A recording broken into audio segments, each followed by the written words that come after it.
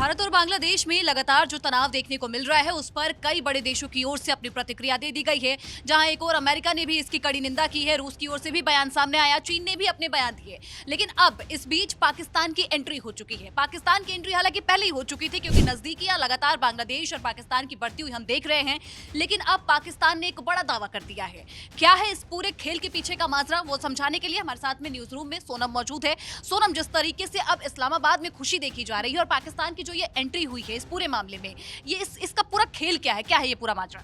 बिल्कुल, तो यहाँ पर अंजलि दरअसल भारत और बांग्लादेश के बीच पहले ही तनाव बना हुआ है। बांग्लादेश में जो हिंसा है वो अभी भी फिलहाल बनी हुई है, लेकिन इसी बीच भारत की तरफ से बयान आता है कि भारत जो है बांग्लादेश में जो अल्पसंख्यकों के खिलाफ जो हिंसा हो रही है उसे लेकर गंभीर रूप से चिंतित है और एक हिंदू युवक की जो हत्या हुई उसकी हम निंदा करते हैं और जो दोषी हैं उनको सजा मिलने की उम्मीद करते हैं। तो भारत की तरफ से ये कड़ी प्रतिक्रिया दी गई। वहीं हमने देखा कि अमेरिका की तरफ से भी जो हिंदू युवक पर हमला हुआ, जो हिंदू युवक की हत्या कर दी गई, जो निर्मम हत्या की गई, उसकी कड़ी निंदा हुई। लेकिन इसी बीच अब पाकिस्तान की एंट्री होती है। पाकिस्तान ने बांग्लादेश चुनाव पर बड़ा बयान दिया है।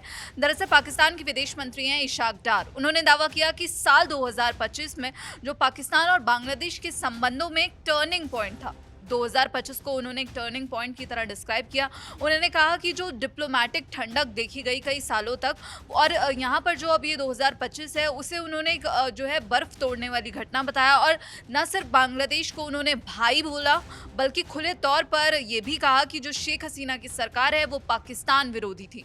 तो यहाँ पर एक बड़ा बयान पाकिस्तान की तरफ से सामने आया है बांग्लादेश के मौजूदा हालात को लेकर।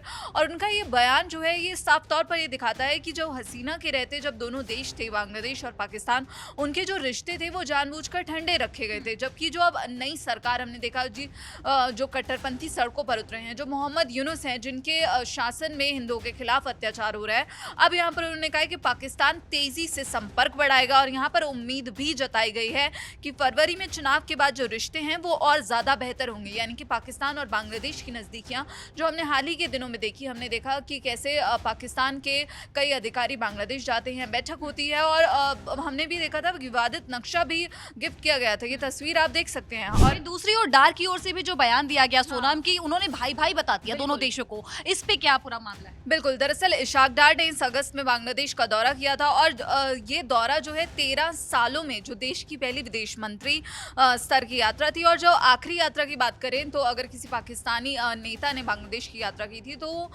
वो 2012 में थी, जब तत्कालीन विदेश मंत्री हीना रब्बानी खार बांग्लादेश गई थी। और यहाँ पर डार ने अपनी यात्रा के बारे में बताते हुए कहा कि मेरी यात्रा के 36 घंटों के दौरान बहुत अच्छा माहौल था। पाकिस्तान फरवरी में होने वाले आम चुनावों के बाद बांग्लादेश के साथ सक्रिय रूप से जुड़ना चाहता है। यहाँ पर उन्होंने ये भी कहा कि शेख हसीना का जो नेतृत्व था, जो बांग्लादेश में शेख हसीना की सरकार थी, वो पाकिस्तान विरोधी थी। उन्होंने याद दिलाया कि जब 2012 में खार मल्टीलेटरल मीटिंग्स के लिए इन्विटेशन देने बांग्लादेश गई थी तो उन्हें सरकार से कोई भी जवाब नहीं मिला, जो ये दिखाता है कि बांग्लादेश सरकार जब शेख हसीना का शासन था वहां पर तो वो पाकिस्तान, एंटी पाकिस्तान उनका जो रुख था।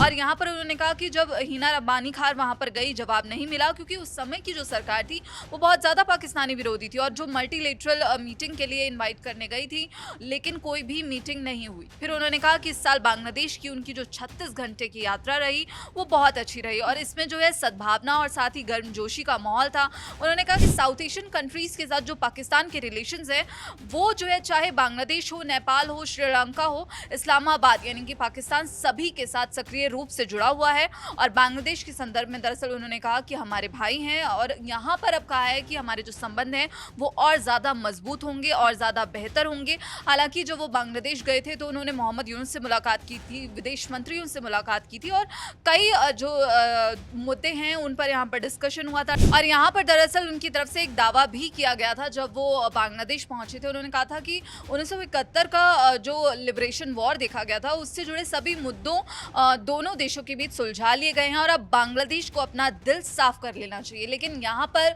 बांग्लादेश की तरफ से ये बयान सामने आया था कि मुद्दे अभी तक सुलझे नहीं हैं। जो 1971 को लेकर जो तनाव है वो फिलहाल जो कॉन्फ्लिक्ट्स हैं वो अभी भी बने हुए हैं। लेकिन पाकिस्तान की ओर से अलग दावा किया गया कि जो कॉन्फ्लिक्ट्स हैं वो रिजॉल्व हो गए हैं।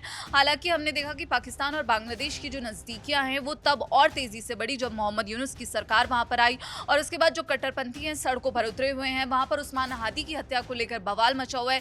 इसी बीच यहाँ पर भारतीय जो सेना है, भारतीय सेना के commander lieutenant general Manoj Kumar Katiyar, उनकी तरफ से भी हमने देखा कि एक बड़ी चेतावनी दी गई। उन्होंने सीधे तौर पर कहा कि 1971 के युद्ध के दौरान जो पाकिस्तान द्वारा जो अत्याचार किए गए थे वो होलोकॉस्ट से भी बदतर बताए और कई बातें शेयर की थी। उन्होंने कहा था कि क्या भारत जो हजारों बांग्लादेशी बहनों को पाकिस्तानी सैनिकों द्वारा निर्वस्त्र किया जा रहा था उसे चुपचाप देखता रह सकता था, हमें दखल देना ही था और भारत ने हमेशा धर्म युद्ध लड़ा है। और अब यहाँ पर उन्होंने कहा कि अब दुनिया जो है तब चुपचाप देख रही थी, कोई भी प्रतिक्रिया नहीं दे रहा था।